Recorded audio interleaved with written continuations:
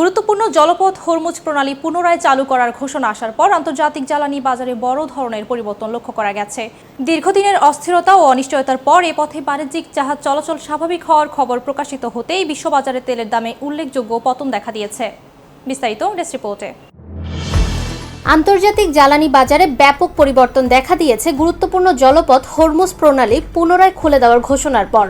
দীর্ঘদিনের উত্তেজনা ও অনিশ্চয়তার পর এই প্রণালী দিয়ে বাণিজ্যিক জাহাজ চলাচল স্বাভাবিক হওয়ায় খবর আসতেই বিশ্ববাজারে তেলের দামে বড় ধরনের পতন ঘটেছে। আন্তর্জাতিক সংবাদ মাধ্যম বিবিসির এক প্রতিবেদনে বলা হয়েছে, প্রণালী উন্মুক্ত ঘোষণার পরপরই তেলের বাজারে বিক্রির চাপ বাড়ে, ফলে অল্প সময়ের মধ্যে দাম নেমে আসে উল্লেখযোগ্যভাবে।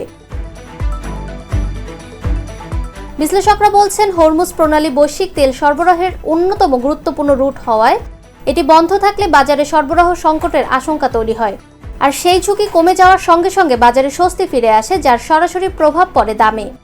চলতি বছরের শুরুতে সংঘাত শুরুর আগে ব্রেন্ট ক্রুডের দাম ছিল ব্যারেল প্রতি $70 নিচে। তবে উত্তেজনা বাড়ার সঙ্গে সঙ্গে মার্চ মাসে এই দাম $100 ছাড়িয়ে সর্বোচ্চ $119 পৌঁছায়।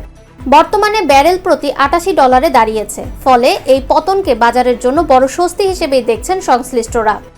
বিশেষজ্ঞরা মনে করছেন, যদি হরমুজ প্রণালী দিয়ে জাহাজ চলাচল স্বাভাবিক থাকে এবং নতুন করে কোনো ভূরাজনৈতিক উত্তেজনা না বাড়ে, তাহলে তেলের দাম আরও স্থিতিশীল হতে পারে।